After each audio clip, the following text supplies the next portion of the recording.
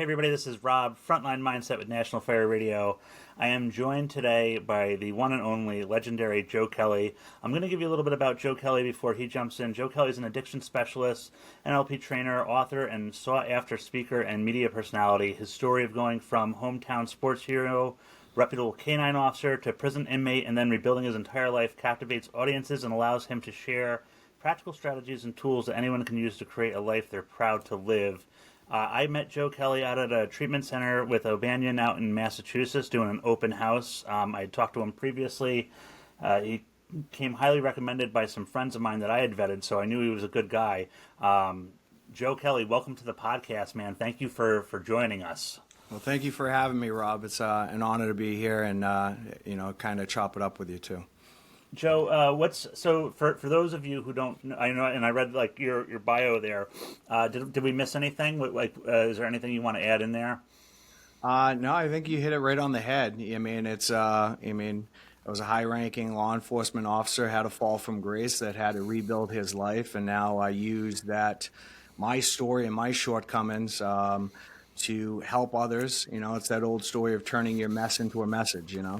Yeah, I like that. I write that down. Turning your mess into a message.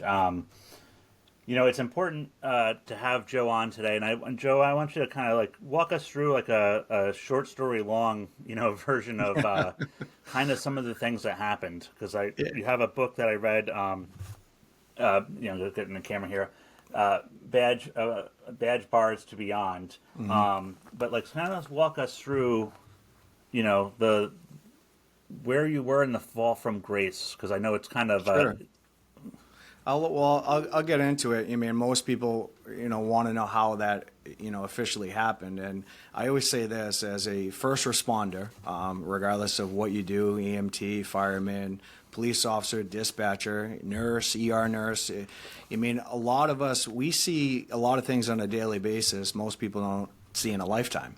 And for I can speak only for me, and I see it around the country, is what do we do with that stuff? We stuff it inside, because I know this. In the police academy, they taught me, how to give the help, not how to ask for the help.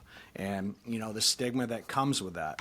We're all a brotherhood and sisterhood until promotion time, and then stuff comes out, and we all know it, And what happened with me is all that mental health stuff, because people think that mental health is, those higher disorders like schizophrenia, and they think of getting mental health help as being in a hospital setting. Some people have that straitjacket type of outlook, and yes, that is a part of it. But most of us in this country, we all have mental health issues of some sort: stress, marriage, financial, you name it. And a lot of us, it takes that perfect storm to come around and just really take us off tracks, accompanied with, self-medication through doctors that overprescribe, or, as we used to do after seeing a horrific incident, at work, go down to the local drinking hole, wash it away, forget about it the next day, which all leads to, bigger issues. For me, I stuffed a lot of things. And what happened was I ended up getting injured in an early morning drug raid. I hurt my knee. They wanted to do a knee replacement. I had 3 meniscus surgeries, one after the other. But it's funny, what they gave me, was pain medication to deal with that stuff after surgery. I took that stuff to go back to work faster, because I was never somebody to sit on a couch and just sit there, and subconsciously, though that pain medication numbed all that mental health stuff that was going on with me from putting on that uniform and stuffing that stuff. And, I took that medication and I was like, wow, I don't feel all that stuff that I was feeling before. And some of that stuff, as Rob, being a first responder, those long hours in those uniforms.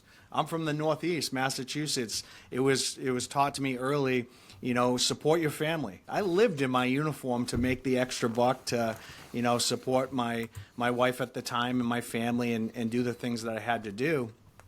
And that's a strain on your marriage. So prior to even putting in any substances, whether it's alcohol or pain pills or benzos or whatever else, I had a lot of stuff going on. And, even I didn't get along with my lieutenant, too well either, because he was always on my butt. And, all that stuff kind of numbed all that stuff out. And I felt that it made me be able to do my job a lot easier. And I wasn't feeling. But here's the story is like back then, when I didn't have any of that medication, everything that I had been stuffing, everything that had been numbing, it came back tenfold. It was like it crippled me. When I was on something, I was Father of the Year. When I didn't have something, I was laying on the couch. I couldn't pick myself up because the physical withdrawals that come from that.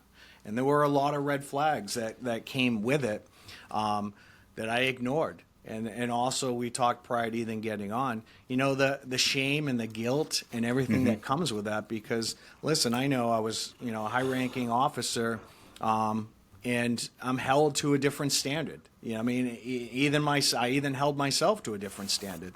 But like anything else, we're human beings first. I mean, but a lot of us, when we put on that uniform or we put on those badges or anything else, it almost becomes our identity, where we forget that, we're human too. And what happened is, the wheels fell off the bus. I went from doctor shopping and getting that stuff. And there's a lot of different incidences, shameful incidences that I did, like going to the ER at midnight in full uniform, complaining about my knee because I needed something. A lot of dishonesty that went on with my ex-wife to get what I needed. And, unfortunately enough, my story ended with, the chief who was my best friend. He sat me down. And there's another part of the story a lot of first responders can relate with is he sat me down. He was my best friend, but I was in his office, and he said to me, Joe, if you got some stuff going on, we can get you some help. I didn't hear that. I heard the chief of police sitting across from me and saying, tell me everything you know so I can fire your ass. He didn't say that, but in my mind, that's what I thought he was doing. Right. And the story led from there to me resigning back in 2009. And, everything that I knew. All my friends were law enforcement or firemen. My whole family, both my grandfathers were chiefs. My uncle worked in the building next to me. He was a fireman. Me and my uncle were the only two police officers, and we took a left instead of a right, kind of my whole mantra of my life. Right. And what happened is... When I resigned, I had nothing left. My wife left me. She took the kids, emptied the bank accounts, and rightfully so, because at that point in my life, I was, instead of getting it from insurance companies, I was buying it off friends I went to high school with that I knew that wouldn't say anything or thought wouldn't say anything. Right. And, when you get to that point of your addiction, thank God I had boots and holsters and bulletproof vests because my wife would always ask me, hey, did you take out money for this? Did you take out money for that? And I would always say, oh, I needed new boots or I needed this, something for work. And, 2 months later, I'm still walking around in the same raggedy old shit. So a lot of dishonesty and lies to cover the shame and the guilt and the stuff that I was doing in order to move forward in my life.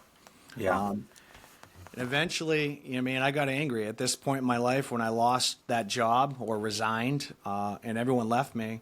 I still had a firearm. I was putting my gun in my mouth like 3 times a week.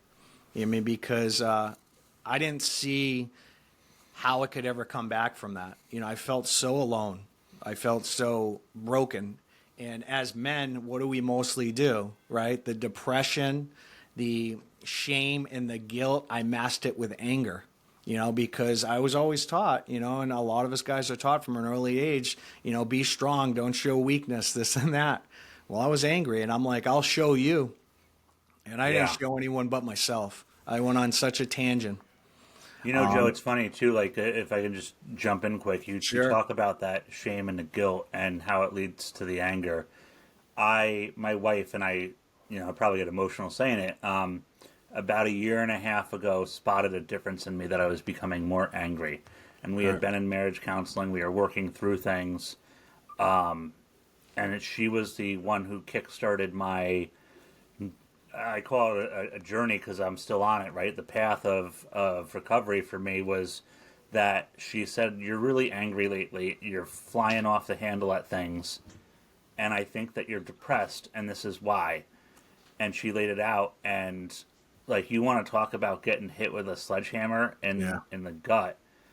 And it's when I started, and thankfully at the time, Megan Patton, I was communicating with her about something work related, and she had tipped me off to this book, The Body Keeps the Score. Mm-hmm. And it's when I first started to accept, like, maybe I need some medication to help me, overcome some of this. And I started talking to my therapist about it. But that shame, guilt, and then it leads to the anger, and that's those three there are so powerful that it really can drive us, and we can mask it so well. Like, Oh, so well. so Yeah, yeah, so I well. just to relate to that, I hear that so much, and you said that, man, that hit me hard when you said, yeah, I'm going to show them, and who did I show? I showed myself, right? Exactly, exactly. And I think a lot of the anger comes in, and a lot of those, the beliefs. I'm like, I put my life on the line for, these many years, and I look around, and I'm at the worst part of my life, and nobody's around. Right. Nobody's around. I mean, and it comes with the territory too. I don't know. I mean, if people can relate with that, is when you put on that uniform, there's a lot of acquaintances that come out into your life, right? I mean, when you get promoted or this and that, all of a sudden you have a lot of you think are friends. You know what I mean, but they're more acquaintances. It's that old saying. It's like everyone wants a seat in the limo. Right. Let the limo blow a tire. See who's there to help you push. And then for myself, it's like the lies. You know what I mean, I was so deep into addiction at that point because I just couldn't function without it. You know what I mean, it wasn't like I was taking it to get high. You know what I mean, I was taking it in order to feel normal. You know what I mean. Right. And what happened is, during that stint, I did a lot of things that I wasn't proud of. I mean, I turned into, not Joe Kelley on the emergency response team, not Joe Kelley, the canine officer. And prior to that, I'm from Cape Cod, Massachusetts. I was a very prestigious athlete. I went to college on a full baseball and football scholarship. And I was always in the paper for good things. And fast forward, I started doing some things like non-violent criminal offenses to support my OxyContin habit. And when people learn about what you're doing, specifically the news media, and being a first responder, I mean, my name was across every paper in the state of Massachusetts. Because I accrued charges and I was a juicy story. If somebody else had done something like that, some of those smaller charges at first, their name wouldn't have been out there. Right. I had reporters jumping out from behind trees trying to interview me. So pile that up with all that internal stuff, me, loss of my identity, loss of family, loss of financial resources. I'll tell you this, like, I've never felt, so bare, I think, except for probably coming out of my mother when I was born, Yeah. And be honest with you, it's like I putting that gun in my mouth and just not having the balls to pull the trigger over and over again, I got to the point where I had to do what I had to do to get what I needed, hoping that I wouldn't wake up the next day to live the nightmare that I was in. Yeah. Yeah. And I can relate to that from the standpoint of, when I was younger, I had attempted suicide by hanging, Yeah. and it's one of the things that up until recently, I was a firearms instructor, so I shared that story with people so they would know that like, there is something on the other side of it, because I had this flash of seeing my mother come home and try to take me down, and like, it's like an out of body experience. Like, I could see me hanging, her trying to get me down, crying, upset, and everything. And I was like, "Holy shit, what am I doing?" And got help. But hopefully that vulnerability. But like, in that moment when I had taken those steps, like, I was hoping that I wouldn't wake up the next day. I was hoping, and then that a year and a half later, or a year and a half ago, I was back into that. Man, if I got hit by a bus, it would be okay. If a meteor came out of the sky, something that's quick and easy, and the world doesn't have Robert Lee anymore, I think I'm all right with that. Yeah. That's how And I tell people it's like a weighted blanket. You know, you can walk around with it for a little bit, and you're like, oh, this has got some weight to it. But eventually, it does start to weigh you down, and it's that slow creep. Just the time frame was like 2009, right? Yeah, so I'm 48 years old, about to be 49, and yeah, it was probably about a year and a half out of my life, my using period, probably from Yeah. 2007 to 2 years, 2007 to 2009. And I just want to kind of, just for context, and it's not to give you the past here, right? But like, this was the height of the epidemic, so to speak, on prescription medications. You got, I think in the book you said was it OxyContin or Percocet at first? Oxycontin, it was all of it, but my big thing was the Oxycontin. Right. They called them OC80s back in the day. Yeah. And because so many times the mindset I think needs to change is that, like, I would always think of a drug addict growing up, right? The DARE program. I'm a DARE graduate. Oh yeah, I That's, remember that. yeah, that's like Yeah, this scumbag person who's like, yeah, the drug dealers peddling to this person who's just inherently bad. But then so many of my friends, had like a simple injury like yourself that could have been corrected, but this industry produced one of the, like, I mean, how the cartel didn't take them out for a competition, other than the fact exactly. that they were like a gateway for them to do more business. Yeah, It was that. yeah, it's pretty amazing that a pill the size of my pinky, you know, destroyed my life. Right. Absolutely destroyed my life, and I look back on it, and it's insane. We've come a long way. We still have a long way to go. The resources that are out there today are a lot different than it was back then. But again, we still have a long way to go with it. So, But yes, keep going. Sorry. no, I was gonna say, and I mean, all that led to the big thing. The reason why I wrote that book is because all that led to my incarceration.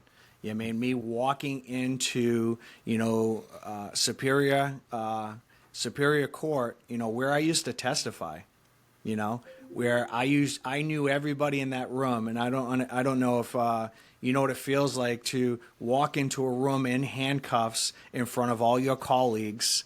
And I had told you prior, my mindset and where I was at, and that was the end, for me. I walked into court, and they actually I got indicted, and I got sent to prison, and I pled out. I mean, I was looking at a 5-year mandatory sentence. I pled out to 2.5 years. I ended up doing 19 months. But you got to think of my mindset at the time. I was scared, right? But Yeah. at that point in my life, I didn't want to live to see another day. And as sick as I say this, I was like, I'm a police officer that's going to prison. I was scared, but it was almost like I can't take myself out. Somebody else will. Right. Yeah. So I want to just share with everybody Chapter 1, Going to Prison. And this is what hooked me into the book right off the bat. Mr. Kelley, I don't know how you've been free for so long. You're a menace to society. I'm setting a $10,000 bail. And then you explain the bail process is no bail's bondsman. Like, at this point, you're tapped out. So there's no hope for you. None. And then, like, I think in that chapter or the next one, you're like, and I haven't even hit rock bottom yet. Right. And I'm like, wow. Like, so you get sentenced, you go to prison, and you're still in that mindset of, because like you refuse essentially any kind of protection that would be offered to a police officer going into, you run into people who recognize you. Yep. And I know in the book you said something, but it just reminded me of something else. You didn't arrest me, so I don't give a fuck, is what essentially they said, Yeah. right?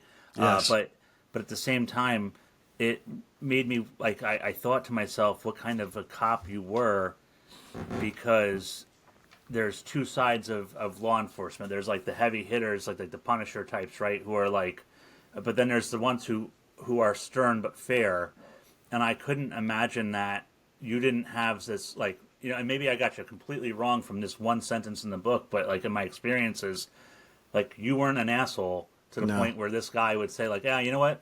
That's Joe Kelley. He was from this police department and he was a dick. Yeah. So that those people kept their mouths shut, and I mean, you lived Yeah. in fear, but you were ready for it, right? I'll give you. I mean, I was the officer, and we all know this. All first responders can understand this analogy here. I was an officer in the town next to where I grew up. I knew most people. I was the guy that de-escalated a lot of incidences because of the rapport that I had with the communities, the surrounding community. I mean, we all know, those people on the radio that, hey, I was Tango 9, right? If Tango 11, just throwing out, not anybody in Yeah. particular, but you already knew when somebody was coming to the scene, if by their personality, if they were going to heighten it, heighten the situation and make it worse, or actually help you, de-escalate it.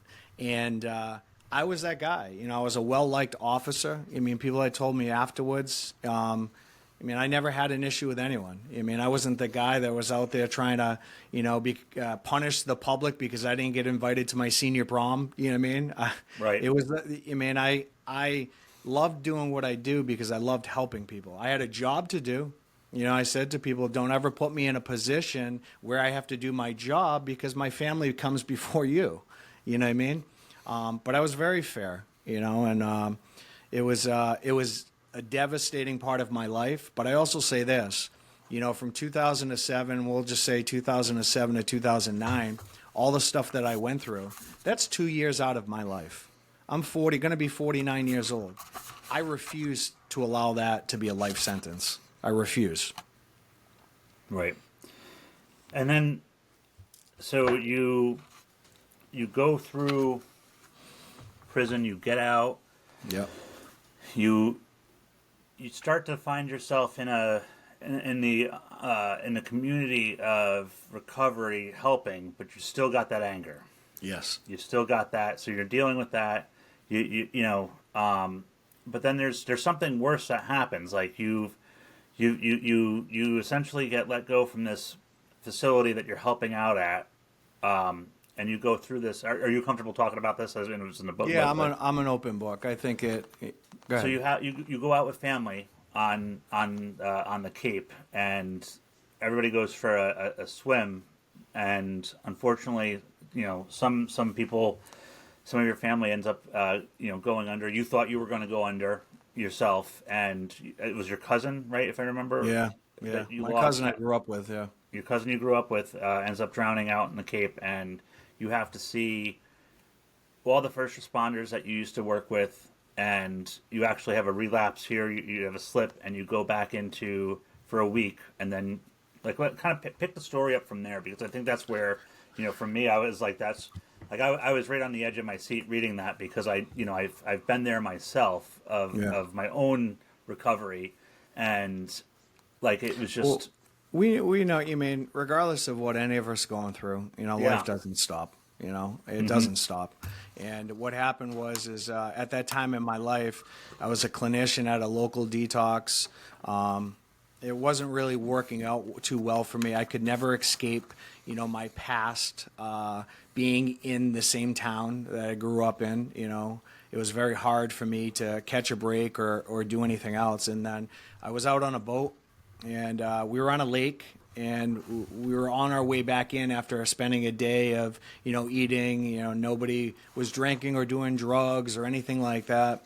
And my cousin, his name was Dwayne, he was with his family. He invited me out and my brother. We went out. We anchored on the way in. His son wanted to go for one more dip. And so my cousin anchored the boat. Little did we know that the lake was actually very, very, very deep, and the anchor didn't hit. It was a windy day. Okay. We jump into the water. His son's got a life preserver on. My brother jumps in, doesn't have one. Long story short, we jump in to go get him. We notice that the boat is going away from her. His wife couldn't get the boat started. We're treading water. His son's got a life preserver on. I'm holding him so he doesn't do face down.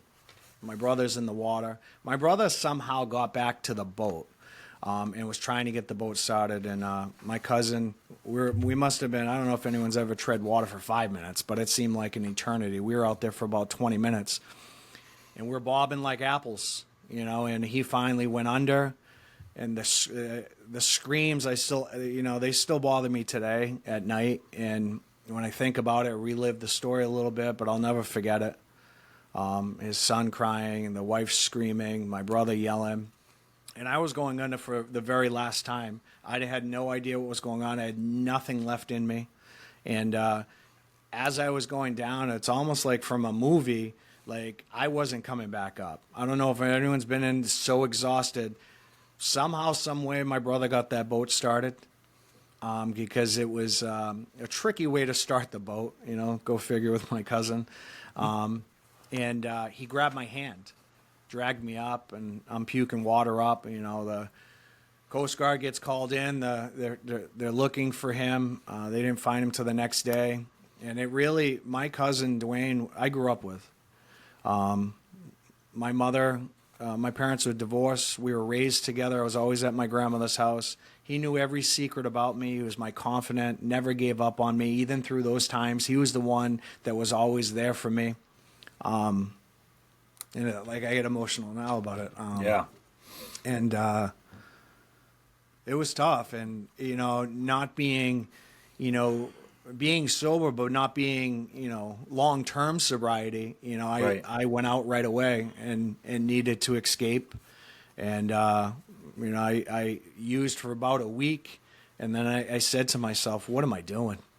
What am I doing? And one of my friends that was already in Florida, he had said to me, I went to high school with, I played baseball with, he said, Joe, why don't you get out of there? He had been down here for a few years. Come down here. You already do work in that field. And he's like, come work with me. He was doing some work at a center. And I said, really, I just need time for myself.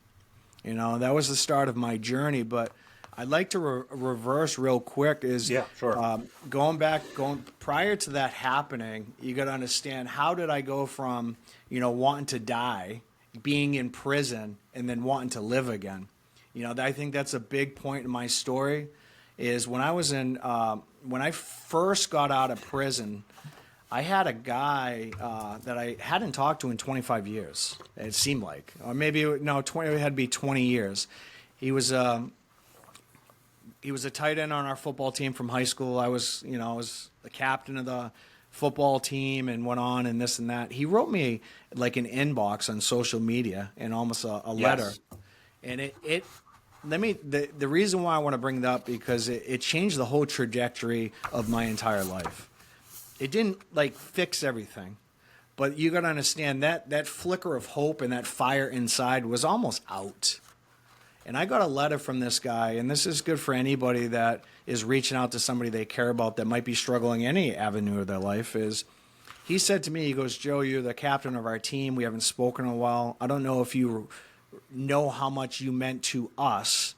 He goes, and he referenced a particular, probably one of the biggest games in the history of our state in our Thanksgiving Day football game where there was a fumble. I picked it up and took it in. And he used the analogy where I could really relate with it. And he said, Joe, he goes, you've been picking up fumbles and taking it to the end zone as long as I can remember. He goes, it's just another game. He goes, there's 4 quarters in life. He goes, do what you always do and pick up that fumble and take it into the end zone. And it ignited a fire in me.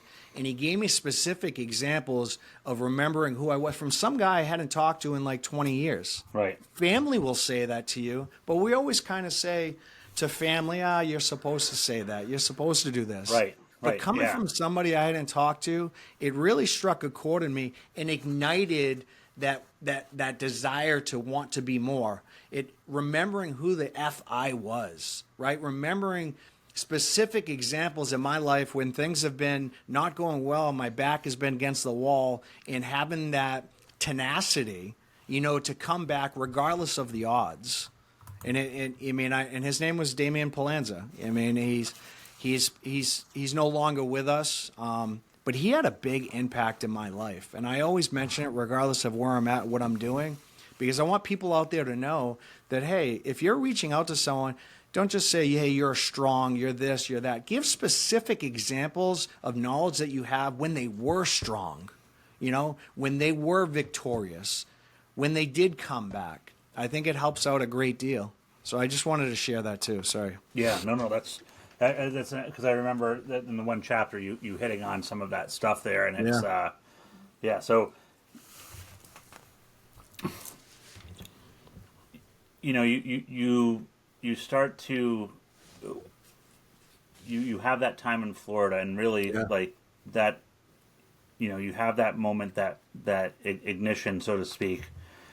Kind of talk about where it goes from here, because this is the Sure. part where I think like like you just hit on Yeah. that, and it like where because you have to reestablish.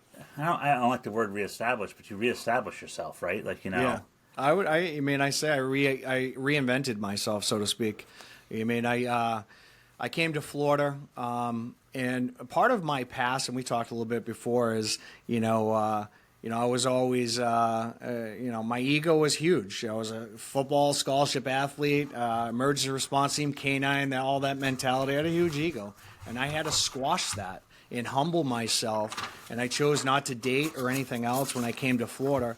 And one of the biggest things that changed my life, and God works in mysterious ways sometimes, is I had nothing, financially, and everything had gone away, but I had worked on myself. But I ended up getting into a lot of different modalities that changed my life forever. And how did that happen, right? It's not like I was the guy that says, hey, let me go to meditation. That wasn't in me. If you asked me to do that type of stuff before, I would have been like, you're out of your mind, that doesn't work. I would have shunned it off, right? Because of my past experiences, who I thought I was, and everything else. But God works in mysterious ways. After a year of being down here, I met my current wife. And I'm going to say it, Rob, she was hot, right? I wanted to get next to her. I wanted to be with her, right? I was just looking at the physical at the time, but she also carried herself, and she's a doctor in psychology. She carried herself, and it was attracting to me. And what she saw in me, I have no idea at the time, but obviously she saw something. But she was into a lot of different modalities with meditation and NLP and yoga. And I did that stuff because I wanted, to go with her and be closer to her. So that's why I say God works in ways that, got me to do some things that I typically wouldn't do.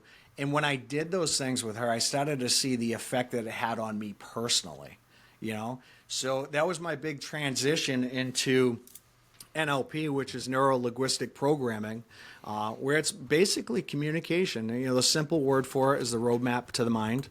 And I took, like, Tony Robbins is a basic NLP practitioner. And he obviously, with his platform and everything else, he ran away with it, right? So I became a practitioner in NLP. I became a master prac and now a trainer in it, both me and my wife. I became a children's yoga instructor because I'm not the most flexible person, but I like to have fun. And I got really into meditation, calming the anxiety within me and, working on different things in hypnosis and stuff like that. A lot of those different modalities, they had such a shift in my life that I took it for personal development, but I started to work with other people with it. And after a few years doing that, I saw how it affected other people, and I started to speak around the country, and I wrote my book. And I'll tell you this, a lot of people wanted me to write that book, prior, but I just hadn't made all the amends that I had to make prior to writing it, right? I didn't want something to come out, because if I wrote that book, 7 years ago, and you compared it to the book that I wrote 2 years ago, you would have thought I was lying. And it wasn't that I was lying, it was just my change in perspective, the healing that I had to go through, right? Yes. Because we all have our perspectives on situations. And sometimes you got to take a step back and look at someone else's perspective. But when I wrote that book, it was funny, the calls that I got prior to it coming out. Because, a lot of people, you're not putting names in that book. You're not doing this. You're not doing that. And I said, no, I'm not writing this book to hurt anybody. I'm not writing this book to cause any drama or anything else. I'm actually writing this book, and it really isn't just about addiction. The book is written for the reluctant divorcee, the bankrupt professional, anybody that's ever gone through challenges in their life, or been publicly shamed or anything else. When I was doing the 12 steps, as you know about, Rob, the fourth step is the one that everyone gets all scared about. My stuff was all through the front page of the paper. And Yeah. I'll tell you what I did also, Rob, is 3 years ago I went back to Massachusetts because I still do a lot of work in that state. And every paper and I brought some resources back. We did this big event for resources in addiction and mental health. I called every paper in the state of Massachusetts that wrote something negative about me back in 2009. And I Yep. literally called until someone answered. I told them who I was. I said, "Why don't you redo your story?" And to my surprise, it was on the front page of a lot of different papers in Massachusetts where they called me the chain breaker. You mean former officer coming back to the Cape to give resources and assist. And for me, it was closure.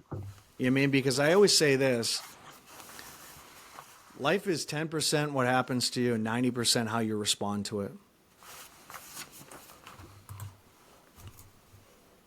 And it was now today, I speak around the country. I help a lot of first responders out. I walk into my old department today, in my opinion, with more pull than I had as an officer. It helps that, everyone I was on the road with are now, chiefs and lieutenants and all that stuff. But I have a great relationship. And one of the things that turned over the years is, the change of society, how we look on it, because helpers need help too. You know what I mean? Like, you think of the ordinary person, they don't see the stuff that we go through on a daily basis. They don't deal with the stuff that we have to deal with on a daily basis, right? We're human beings first. We still have to deal with everything else that everyone else deals with. We still have families. We still have relationships, right? But we have that added commodity with, this stuff, the accidents that we see, the crib deaths, the fatalities, whether or not you're in an officer shooting. I talked to a SWAT officer where, he's having night because there was a man that was being burned in a car that he couldn't get to. There's a lot of things that, people, they think they know what we go through and what we deal with, but they don't have a clue. Yeah. Well, and I think the other thing that's so like everybody's a different person when it comes to dealing with what they see and what they can handle. And, I tell people it's like like a menu in a restaurant. If I was going to the known to the unknown, you might like mozzarella sticks and I might like calamari. And the thing that bothers me on, today may not bother me tomorrow, Right. but the one that can stick out, you won't know until you've tried it. Right. And recently we've had at work we've had a bout of pedestrian struck. We have the short story long is we have a assisted living facility. We have a lot of senior citizens who are getting struck by vehicles crossing the road at night because it's dark and there's this we can engineer, like, we know firefighters, cops, like, we could fix this problem, but we can't fix it because we can't make the state or the town move faster, right? Government's government. And now, when I see a walker, I'm in tune enough to know that, oh, hey, that's bothering me. But we don't know until we know what's going to happen. And I never thought a walker would be something that would trigger a very visceral thought for me. And that's a simple. I'm going to say simple, but those calls didn't bother me, but now they do.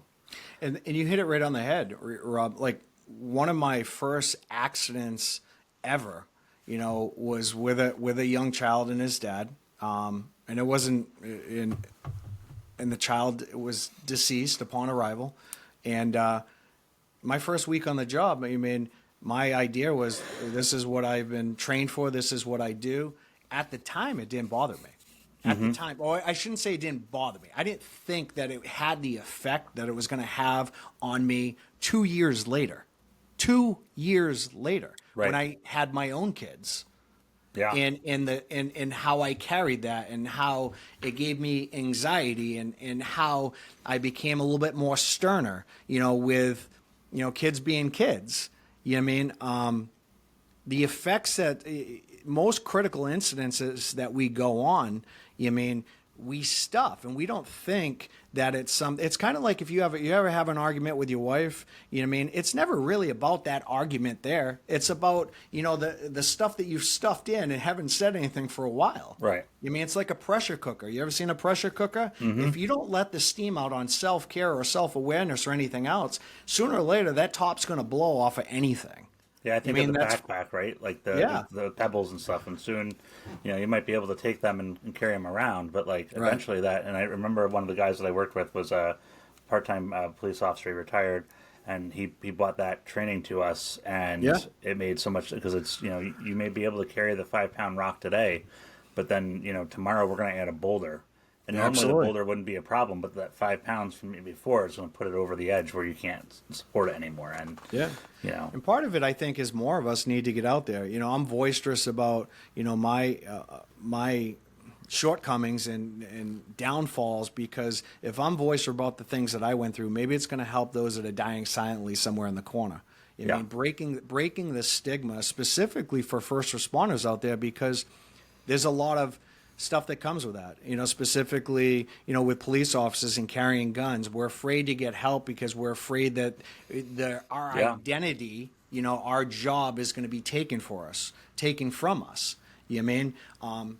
But in reality, way back in the past, and I was talking to my friend Kenny Church, he's a fireman ex-fireman down here, and he was like, we used to sit there if somebody went through a critical incident and we see they're kind of shaken up, we make jokes about the fact that, hey, if you can't do this job, Subway's hiring down the road, right? You can go get a job down there. It's almost like, how we were taught and how you have to put on this facade.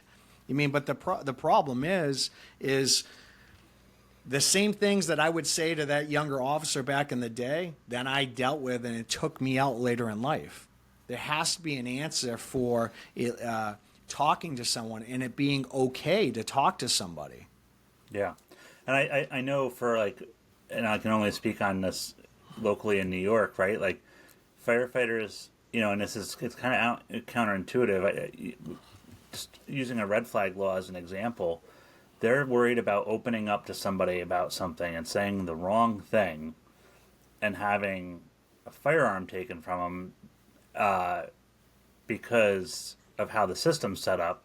Right. So they won't say anything at all.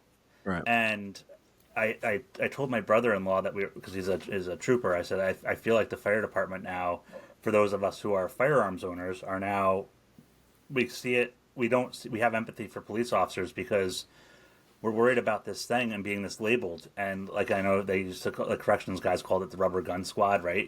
But like, we're worried about it, and it's this barrier now that's up there. Like I'm struggling, or not struggling. I'm accepting and rising to the challenge of finding mental health professionals that I can tell guys are two-way friendly, with the understanding that if you say you're going to kill yourself, we got to act on that, brother. We don't want you to do that. We don't want any of that to happen.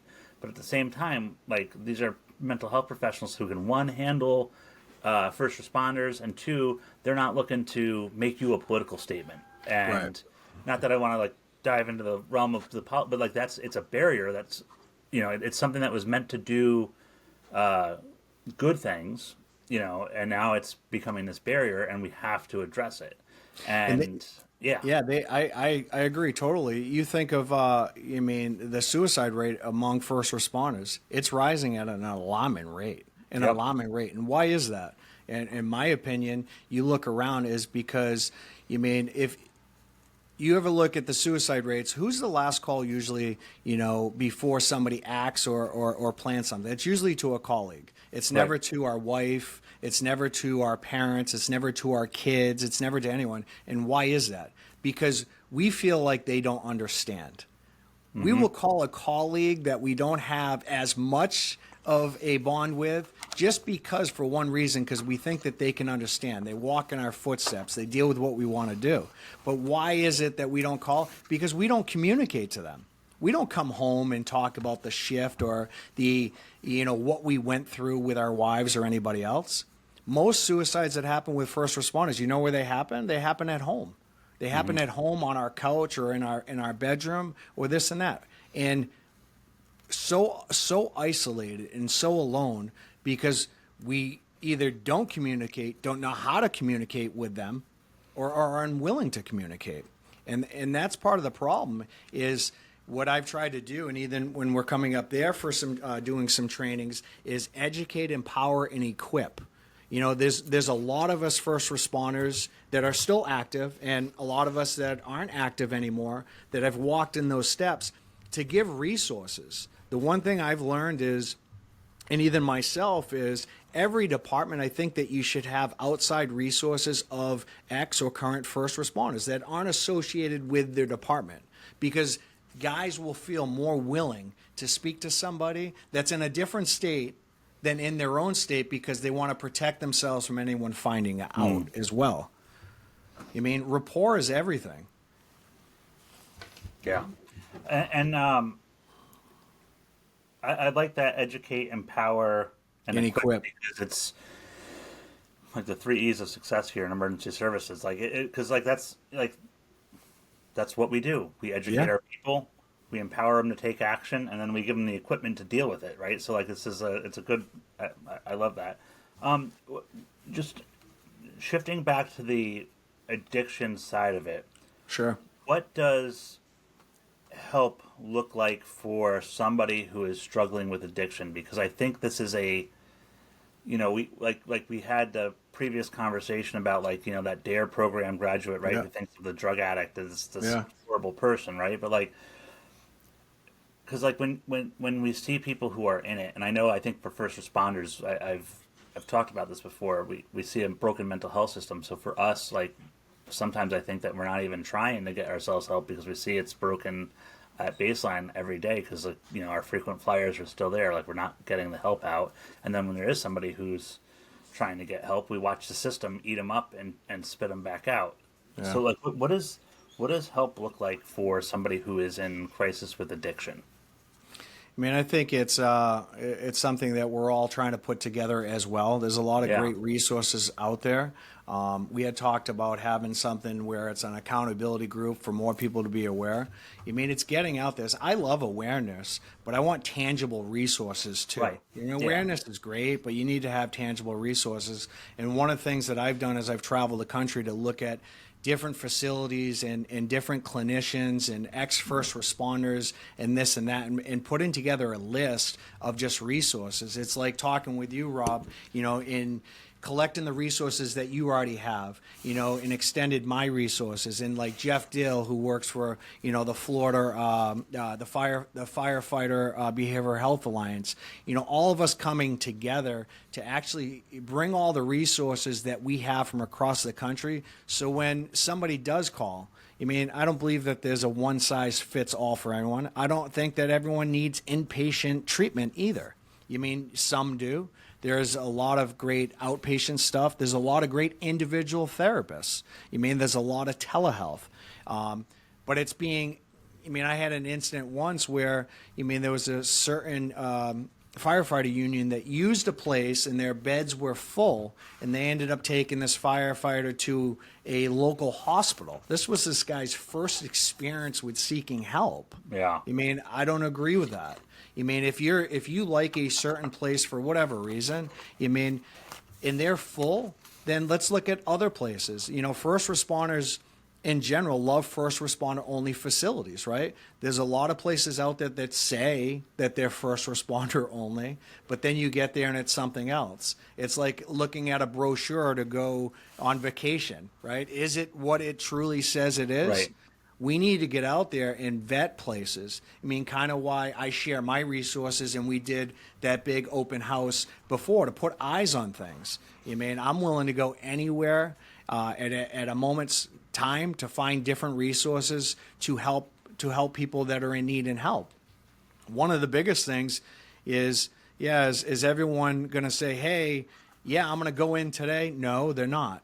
But we have to also understand that the suicide rate at where it's at, the communication level, and getting assistance for somebody, regardless of what it is. Most of the time, you have to meet them where they're at. You have to meet them where they're at. Anything is better than nothing, and I truly believe that. And I'll tell you this: even if it's just them talking to one of us, on the phone and checking in. I mean, my passion and my job is just to make sure that what I went through in my life doesn't happen to another officer, or even worse. Right. I mean, because I'm still here, I'm still breathing. God, I don't know how, but God must have his plan for me. I mean, and I walk in, I'm not the greatest speaker in the world, Rob, but I'll tell you what, I'm passionate. I walk into places like God invited me himself. You know why I do that? Because I have something to say, I have something to share, and I want to help out anybody that needs that. And however we got to get to them, we have to get to them. Yeah. And I think the meeting them where they're at part is, because I wrote down on my notes here, there's, I don't know if it's a part of the stigma misconception, but like there's a time and place for inpatient treatment, and there's a time and place for outpatient. There's a time and place for, but like kind of figuring out that is the balance, and it's, you have to, like you said, meet them where they're at, and then I think you have to have some bottom lines of like I've always said, like if the person's, if a brother or sister has a plan of self-harm and the means to carry that plan out, like you've got to get them into a facility. You have to act. Yeah, you have to act. And here's the thing: a lot of people, we focus a lot on the first responder themselves or anything else. Let me tell you what, there needs to be some type of plan for the family too. Yep. Yeah. Because 100%. they're the ones that are struggling, that sometimes get overlooked. That don't know how to deal with situations. They're looking for resources. They're looking for help, but they're also in the same mindset where they're trying to protect, that, first responder, because they don't want to do anything that is going to cause him to lose his job, or put some shame, or make a situation worse. Right. So I think it's extremely important. Like I said to you, educate, empower, and equip. Going out and letting people and sharing your resources with other people. At the end of the day, I don't care who you call. Call one of us. Right. Right? Call one of us. It's 100%. Not about me. It's not about you. It's not about Jeff Dill or Kenny Church or any of them. It's about that person. We have resources. Reach out. Let us assist in any which way. Yeah. And I think the other thing too is that, like you said, that example of, like, there's a firefighter union that wanted to use a certain facility, but they bought them to even Right. having the forethought. And I said this at one point, as fire service leaders need to think about this, because when it happens, it is a ball that you can't stop rolling until it comes to a stop on its own.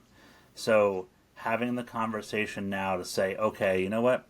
I know that if Joe Kelley calls me and he's my guy, and he says he needs help and he's willing to go voluntarily, and we don't meet these bullet points here of where, like, it's, we have to get, like, immediate crisis intervention in. Right. Let's make an agreement. Let's reach out to a hospital 3 jurisdictions away, so he doesn't have to see the people that he works with every day. Exactly. Like, and one of your points, Rob, too, is like if you're in a crisis situation where you have somebody who's active suicidal or anything else, you're going to get them to a hospital. Get them to the hospital, right? But let's get him from that hospital over to a facility that he can be comfortable in and work on those things. First and foremost, we're there to save the life, right? Yes. There's no facility in this country that will take somebody off of active suicidal or attempting suicide except for hospitals. We need to get them evaluated. We need to get them cleared, and then get them over to the best fit for them, regardless of what that may look like, depending on that individual. And we need to be honest with the individual as well, because I think that's one thing that we miss is that, like, we're talking about facilities and going to see the facility. That's not just a rehab facility. That's also, or for inpatient treatment, that's like, call your local hospital and see what the mental health unit looks like, because Exactly. like mine, I know what mine looks like because it's in my first due fire district. So I can tell you that, like, there's a good population of patients up there that are all mixes of people in varying crises, and it's loud because it's a lockdown unit. Like, they can't have just stuff like normal furniture to take up the sound that a normal house or office would, because there's a risk. And like having that communication with your member to say, like, hey, like, Joe, we're bringing you up here, and you're going to be here, and we're going to continue to help, like you said, getting you help, the plan for the family, but also like you like setting the expectation right then and there, like you have to go up there, but you are not what's up there. Like you Right. are dealing with your own problem. You're gonna like remember that this is a mental health unit for all, but it doesn't mean that this is all you, Right. because there's going to be some people up there that have other mental health sicknesses, and it kind of goes back to what you said in the beginning. It's not schizophrenia and bipolar disorder that's untreated. This mental health for us is what we've talked about during this episode. So like making sure that expectations out there, so they don't walk up there and think, "Holy crap, I'm Right. crazy. I'm going to be in a straitjacket," Yeah. kind of And thing. one of the biggest misconceptions out there right now is we all know about self medication. We all know about substance use disorder.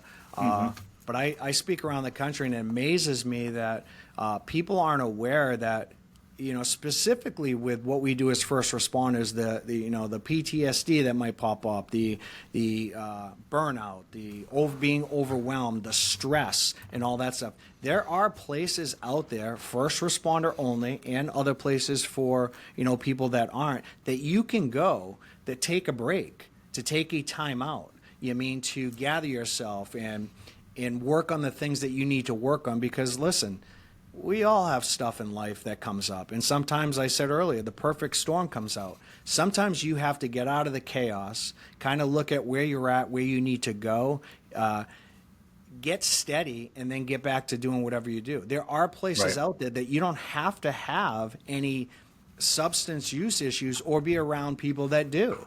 And that's the thing. Like, I like to call myself, Rob, a collector of resources, right? Yeah.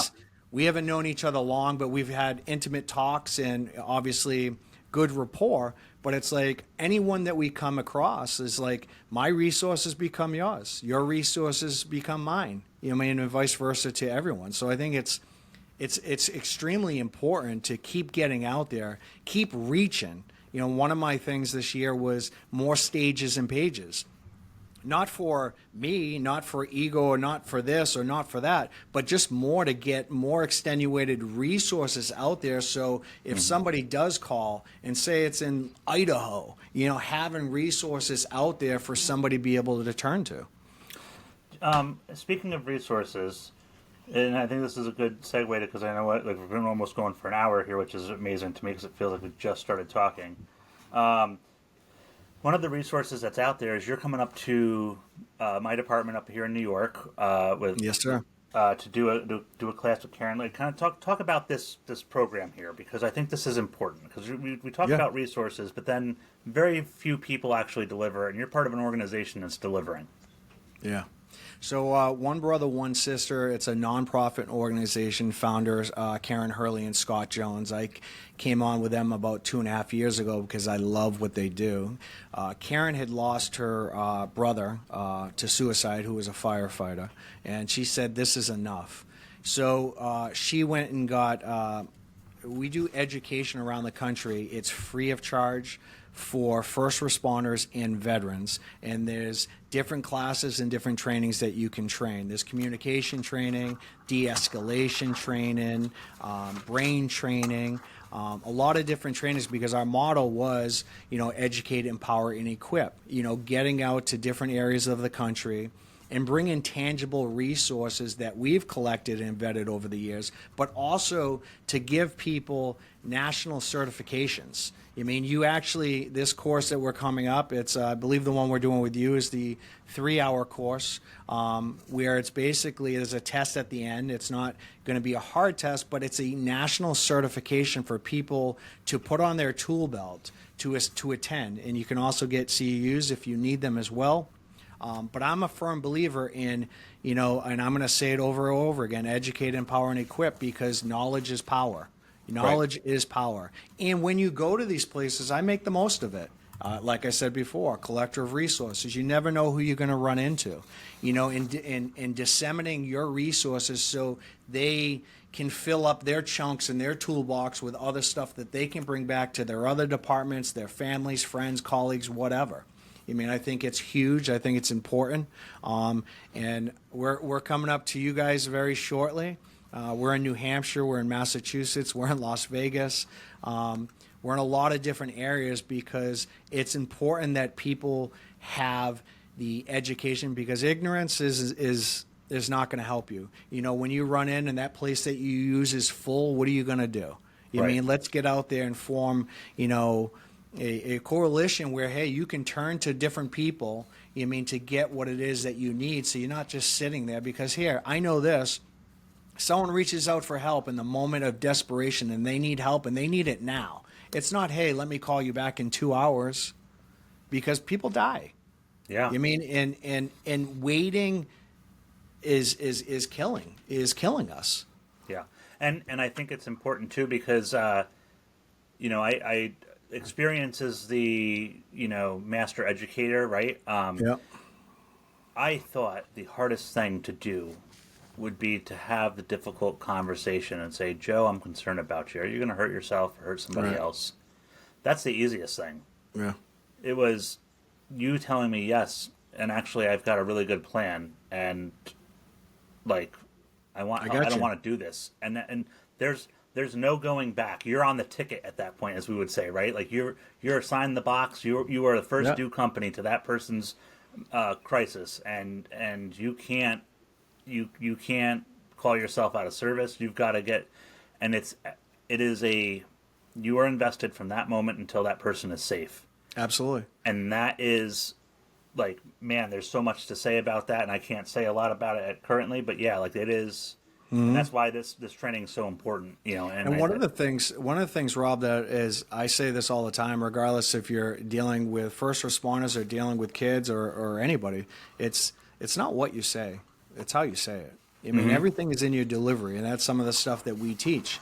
I know this, that like Kenny Church, I bring up a while because he does a lot of work within, you know, the self-medication with firefighters, is when you're approaching somebody, you know, he had done an intervention with somebody or talk. I hate the word intervention, but he had a talk with someone. He said, hey, I know life's been tough, you know, for the last couple of years or the last year. He goes, why don't we get you a well-deserved break? You know what I mean? A lot better. You mean, it's almost the gas came out of that person when he said that about a well-deserved break. Like, I don't have to fight and keep this up anymore. You got a colleague who's sitting there and saying, you know, verifying, yeah, we understand life's been very tough. We're here for you. Why don't you take a well-deserved break and let us? We've already taken care of everything. You know how comforting that is. You know, sometimes. yeah, 100%. It's very, man. because the biggest thing in the world is that aloneness. I'll tell you what, for me, a lot of my battle was self-forgiveness. Yep. That was my biggest thing. I identify with that. I could beat myself up to no end, the what ifs, why did I, why, and I couldn't get well until I put that bat down and started working on the self-forgiveness, because, hey, if somebody doesn't like me, I'm going to tell you this, back then, nobody didn't like me as much as me, Right. you know? Yeah, 100%, man. That is, yeah. We've got to kind of wrap up here. Joe, where can people find Joe Kelley? I'm on social media. I always get you. If you go on social media, I put out my cell phone out there. I mean, I really do. It's 774-269-5143. You can also reach me at Joe at onebrother1sister.com. I also have a website that's called badgebarsbeyond.com. I do a lot of coaching around the country, interventions. I assist with first responders all over, and whatever I can do to help move the needle anywhere in this country, you know, to help out, whether it's a first responder or not, I'm willing to do. I mean, because I say this, I can't change anything that happened in my past, but as I said before, I can use my past to change other people's future. You know, Right. and so it's important to me. And it's like my resources, right, Rob? I consider you a good friend now. You're a resource. You know, we have a lot of different friends that work in this field that have a ton of resources. It's just getting out there and, you know, please, you're not alone. Believe me. If anything I can get across to anybody is we always think that our situations are unique, and they're not. there's a lot of us. So if you need help, please reach out. Yeah. Well, amen on that, Joe. Like I said, I appreciate you coming on today and talking about this stuff. This is a conversation that needs to happen, and I'm motivated to make sure that we're getting the message out. And I know you are. I appreciate you. Use this platform to do it, and we're going to be seeing you in a couple of weeks anyhow. So I'm very excited. Very to see you in person again. Yes, sir. All right, everybody. Joe, stick around for a hot minute after we finish wrapping up here. But this is Rob from Frontline Mindset with Joe Kelley, author of Badge Bars to Beyond, working with One Brother, One Sister. Joe, thank you for coming on today. We will see you guys out there at the next one. Be safe.